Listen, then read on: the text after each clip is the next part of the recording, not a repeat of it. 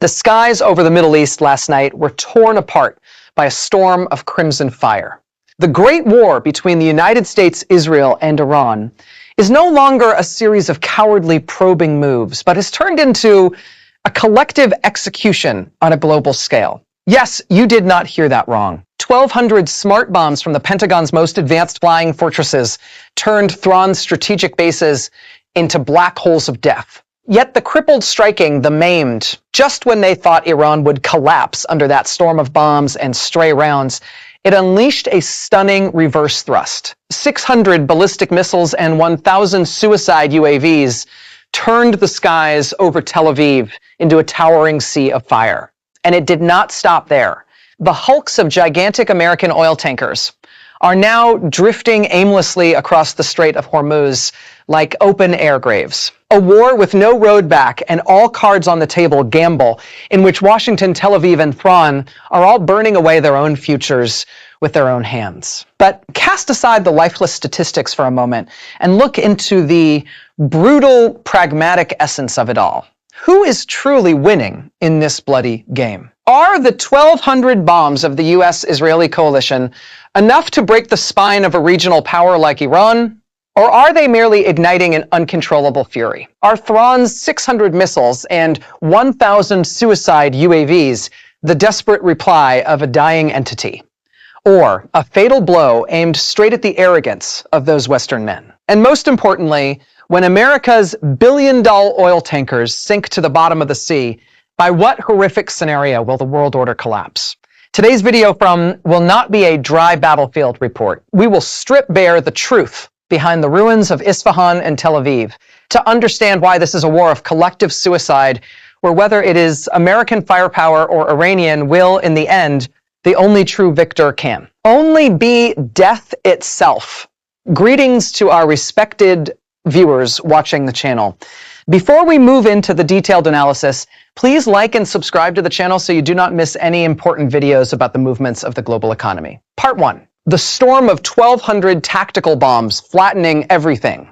The Great War. The clock struck the exact hour and hell officially opened in the skies above Iran. The United States and Israel cast away every last restraint to launch an air campaign of staggering firepower density. 1,200 bombs. Try to imagine that number.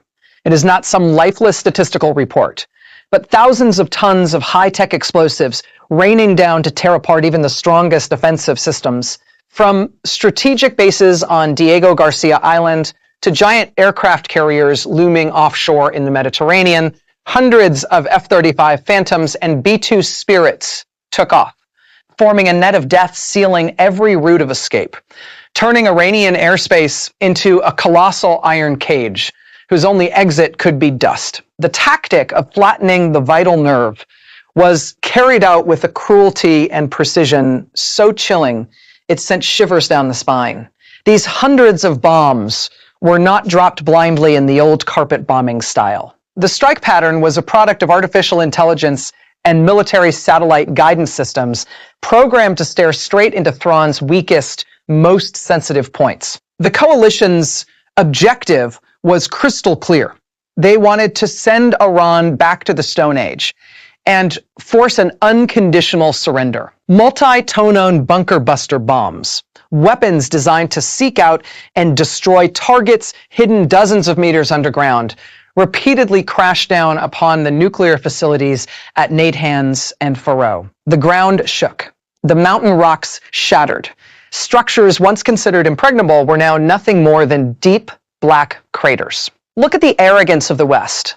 When it believes absolute firepower can crush the iron will of a nation, every bomb worth millions of dollars was dropped not merely to destroy a missile launcher, but to send a blood-soaked message to the entire Islamic world. Never challenge the order of empire and colonialism. The lights of major cities such as Tibere went dark in an instant. The national power grid was paralyzed, replaced by the red blaze of flames rising from struck strategic stockpiles. That horrifying sight forces anyone to ask the question, is this a campaign of liberation or a systematic slaughter of infrastructure meant to push the entire nation of Iran back by decades? Tehran's night is no longer lit by streetlights, but by giant columns of fire, stretching all the way to the clouds. Israel, with supreme intelligence support and the ruthlessness of Washington, left no gap untouched in this display of firepower. They aimed straight at the most elite units, the supreme command brains of the Islamic Revolutionary Guard Corps, with the ambition of severing the lines of communication between the Corps in the very first minutes. 1,000, 2,000 bombs were 1,000.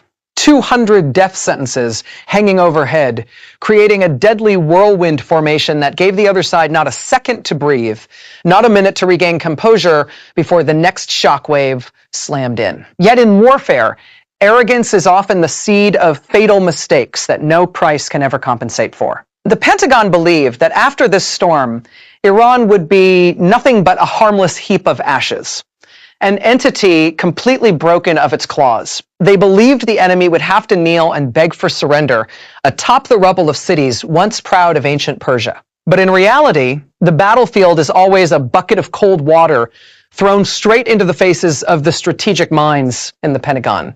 Minds long accustomed to imposing their style of war on weaker opponents. History has taught us that when a tiger is cornered, it does not choose to kneel. It chooses a spectacular reverse thrust. And that example is none other than Vietnam.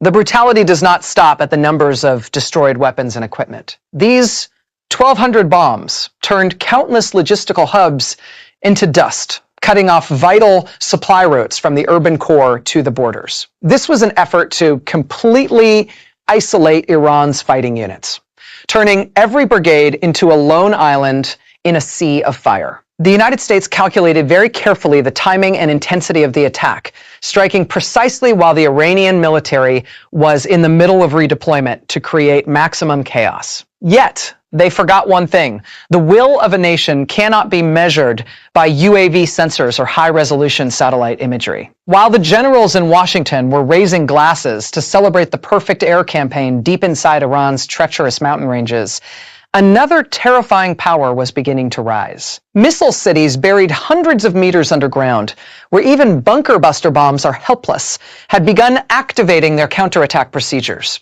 Iran had quietly prepared for this scenario for more than 40 years with astonishing patience. 1,000 bombs may part of the surface infrastructure, may maim a few frontline units, but they inadvertently lit the fuse of an uncontrollable rage. Look at the terrifying silence from Tehran during the first hours of the air campaign. That was not the silence of the defeated. It was the silence of an assassin loading rounds into the chamber. Every bomb that fell on Isfahan was a knife cutting straight into Persian national pride, fanning into flame a hatred that had long smoldered beneath the surface. Independent military experts began to fear that the flattening blow by the United States and Israel might be a technical victory, but a catastrophic strategic failure in the end. They had pushed a regional power into a position where it had nothing left to lose. And that is exactly when Iran becomes most terrifying. The inferno did not stop there. As the dust from the 1,200 bombs was still hanging thick in the air, Israel's early warning radars suddenly detected strange signals. Iran's underground missile silos threw open their lids all at once, signaling a counterattack of earth-shattering scale. The overwhelming posture of the U.S.-Israeli coalition suddenly wavered when they realized that no matter how powerful their strike had been, it could not destroy the root of the problem. National pride? The game was no longer one-sided. It had entered a phase of direct confrontation, where the side that endures longer is the side that has a chance to survive. Part 2, the reply from hell. 600 missiles and 1,000 suicide UAVs. As the dust from the coalition's hundreds of bombs still blanketed the highlands, as the generals in Tel Aviv and Washington were still busy with their glossy reports, the true nightmare was only just beginning. Tehran did not choose to kneel and beg for surrender amid the rubble. Instead, it flung open the gates of hell and stepped out of the darkness, out of missile cities buried hundreds of meters under rock mountains, where even America's most powerful bunker busters become useless. A total counteroffensive on a scale unprecedented in human history had been activated. Look now at the radar screens of Israel's air defense forces. 600 ballistic missiles and 1,000 suicide UAVs are simultaneously ripping apart the night sky like ghosts from hell, like the armies of Qin Shi Huang rising again, for real. This was not a symbolic retaliatory strike. This was an attempt to strangle the enemy's defense system by overwhelming it with absolute numerical superiority. Iran was applying the tactic of quantity crushing quality, forcing Israel's Iron Dome, David's Sling, and arrow systems already exhausted from the first days of the war to operate beyond capacity and driving them into total paralysis because they could not classify and intercept thousands of incoming objects all at once at maximum velocity. The brilliance of Tehran's strike lay in the coordination between low and high. 1,000 new generation suicide UAVs, small in size and flying very low to the ground, created an immense curtain of distortion. Like moths rushing into flame, they slammed into radar stations and air defense batteries, forcing Israel to spend interceptor missiles worth millions of dollars to shoot down cheap drones. This was a cruel economic game. Iran was using loose change to trade for gold bars, using yuan to exchange for dollars, wearing down Tel Aviv's strategic weapons reserves within just a few short hours, and right behind that drone swarm, 600 monsters of medium-range ballistic missiles such as Fatah-2 and Karakhan 4 began to descend. Blue streams of fire tore through the stratosphere, aimed directly at Nevatim and Tel Aviv air bases, the very places from which the F-35s that had bombed Iran had taken off. No longer empty threats spoken on television, Tehran was carrying out an execution in reverse. Directly on enemy territory, the air raid sirens echoing across Jerusalem and Haifa were no longer drills. They were funeral music for the arrogance of those who believed they alone could monopolize firepower.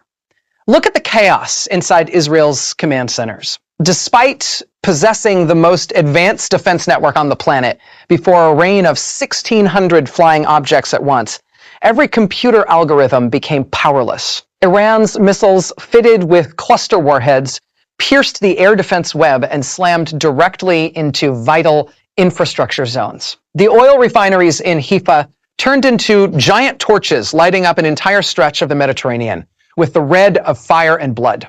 This was the iron declaration of an entity driven into a corner. If you want to drive us back into the Stone Age, then we will drag you down into hell to play with us there. This counterattack also carried an enormous political will. Iran wanted to prove to the world that the so-called absolute superiority of the United States in the Middle East was nothing more than an illusion built by the media. When hundreds of UAVs covered the skies, they did not only carry explosives, they carried with them the collapse of faith in Washington's protective umbrella. America's allies in the region were holding their breath, and they were stunned to realize that even after being pounded by 1,200 bombs, Iran still had enough strength to slap the world's #1 superpower across the face with a weapons stockpile that seemed never to run dry. The cruelty of this war lies in the fact that nowhere can be considered absolutely safe. American bases in Iraq and Syria were not outside the line of fire either. Iran's cruise missiles flew over the heads of multiple neighboring countries' air defense systems to find their targets. This was a game without limits, where Tehran was ready to sacrifice everything in exchange for a retaliatory strike of devastating force. They had prepared for this moment for 4 decades, building a colossal underground logistical network to ensure that even if the surface were flattened, the bloodstream of missiles would continue to surge beneath the earth. In particular, this swarm tactic exposed one bitter truth. High technology sometimes must yield to recklessness and numbers. Israel may have the finest pilots, the most sensitive radar systems, but it does not have enough ammunition to intercept forever. Each Israeli aero missile costs around $3.5 million, while one Iranian UAV costs only tens of thousands. A simple calculation, but enough to bankrupt even an economy as powerful as that of the United States or Israel. This is a war of attrition in the truest sense of the phrase, where money and ammunition stockpiles will decide who collapses first. When the final ballistic missiles of the 45th retaliatory wave struck their targets, the whole Middle East sank into a terrifying silence. It was not peace, but the stillness between two storms. The 600 missiles and 1,000 UAVs had completed their mission, shattering the myth of Israel's invulnerability and dragging the United States into a swamp of firepower with no exit. Satellite images later showed the runways at Needham torn apart. The stealth aircraft hangars were burning fiercely. They may be wounded, they may fall, but they will never bow until their last breath. This counterblow from hell completely overturned every strategic calculation of the Pentagon. Those who had once confidently declared that the war would end within 3 days were now forced to face a brutal reality. Iran is not Iraq, and even less Afghanistan. This is a missile power with an exceptionally cunning asymmetric military doctrine. The coalition's 1,200 bombs may destroy material things, but Iran's 1,600 weapons forcing it into a contest of wits where death lurks in every corner. Part 3, Graveyard at Sea. American oil tankers left